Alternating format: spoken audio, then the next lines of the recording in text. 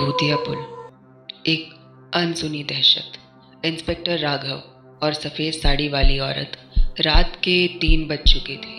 हवा में अजीब सा सन्नाटा था। जब इंस्पेक्टर राघव ने सफ़ेद साड़ी वाली औरत का हाथ पकड़ लिया तो उसने गुस्से में उसकी तरफ देखा और कहा, तुम्हें डर नहीं लग रहा?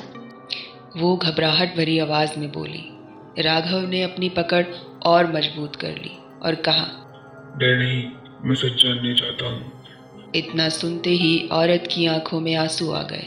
उसकी आवाज़ गूंजने लगी और अचानक चारों ओर सब कुछ धुंधला हो गया।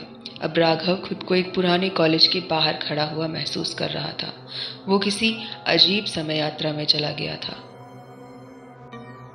सफ़ेद साड़ी वाली औरत कहती है, मैं भी एक आम लड़की थी जिसने किसी से बेपनाह प्यार किया था और शादी भी, लेकिन वो प्यार ही मेरी मौत की वजह बन गया। सफ़ेद साड़ी वाली औरत, जिसका असली नाम संजना था, अपनी कहानी सुनाने लगी। मैं अपने पिता की इकलौती संतान थी। मेरे पिता बहुत अमीर थे और मैं उनकी सबसे बड़ी कमजोरी थी। मुझे कॉलेज में उदय नाम के एक लड़के से प्यार हो गया।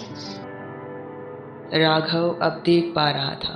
कॉलेज के कैंपस में संजना और उदय साथ बैठे हुए थे।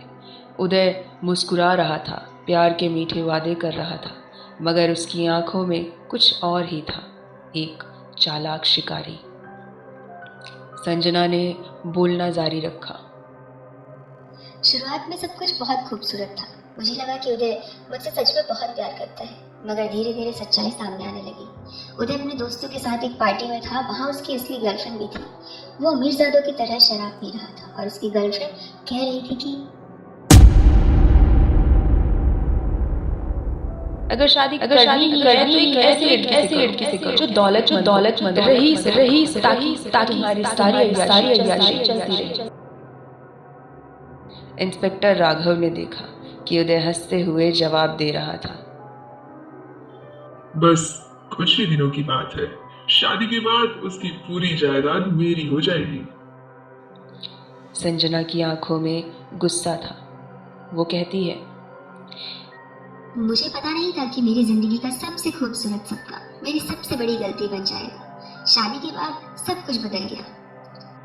अब राघव के सामने शादी का दृश्य आ चुका था। संजना लाल जोड़े में थी और उदय उसकी मांग में सिंदूर भर रहा था, मगर उसके चेहरे पर असली खुशी नहीं थी। वो सिर्फ दौलत पर नज़र गड़ाए बैठा था। मगर एक चीज़ थी जिससे उदय को झटका लगा। अचानक संजना के पिता शादी के दौरान माइक पर कहते हैं, इस जायदाद की मालिक सिर्फ मेरी बेटी संजना होगी, और अगर उसे कुछ हो जाता है तो उसका बच्चा इस दौलत का उत्तराधिकारी होगा। अगर उसका कोई बच्चा नहीं हुआ तो ये सब कुछ एक चैरिटी में चला जाएगा। उदय ने गुस्से में मुट्ठी भींच ली थी। यानी अगर मुझे मार भी दिया जाए तब भी उसे ये दौलत नहीं मिल सकती थी। तब उसने एक नया प्लान बनाया। उदय ने मुझे धीरे धीरे मारने का प्लान बनाया। उसने मेरी दवाइयों में धीमा जहर मिलाना शुरू कर दिया।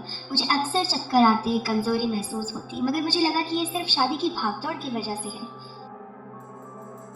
अब राघव के सामने एक और दृश्य दिखता है।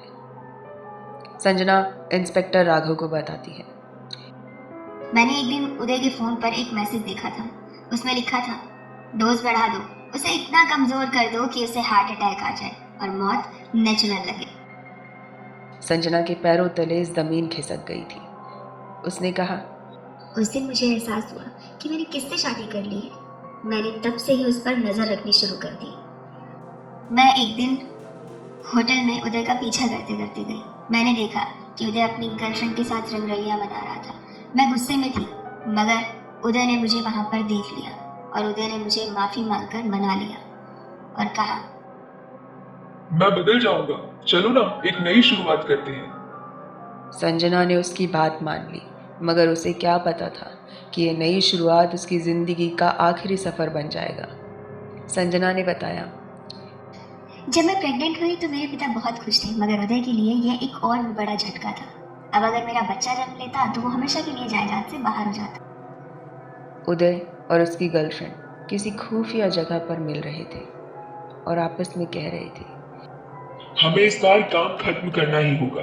ब्रेक फेल करवा देते हैं ताकि जिस दिन हम लॉन्ग ड्राइव पर जाएंगे तो स्पीड बढ़ाकर खुद कूद जाऊंगा और कार फिर से नीचे गिर जाएगी। यह सुनकर राघव के रोंगटे खड़े हो गए। मेरे पिता को किसी तरह यह पता चल गया था। उन्होंने मुझे कई कॉल और मैसेज किए, मगर मेरा फोन साइलेंट था। अब राघव देख रहा था। उदय और संजना पुल पर जा रहे थे। अचानक उदय गाड़ी से कूद जाता है और संजना की कार पुल से नीचे गिर जाती है।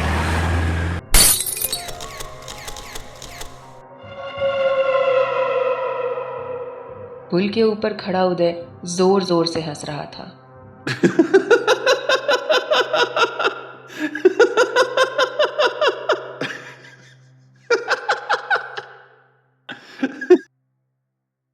संजना कहती है, मैं पुल के नीचे तड़पती रही।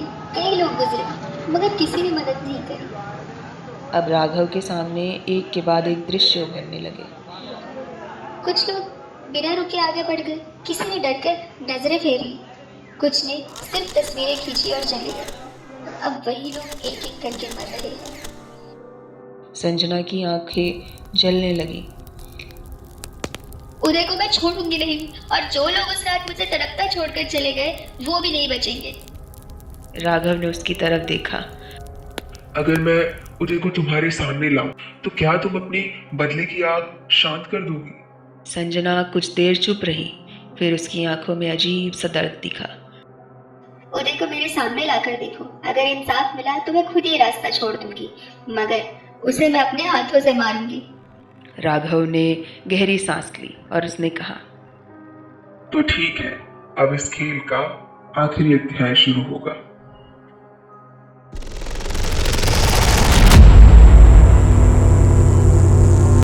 भाग 3 जल्द आएगा। इंस्पेक्टर राघव अब उदय तक कैसे पहुंचेगा? क्या संजना की आत्मा वाकई शांत होगी या पुल की दहशत हमेशा बनी रहेगी? जानने के लिए जुड़े रहें और अगले भाग का इंतजार करें।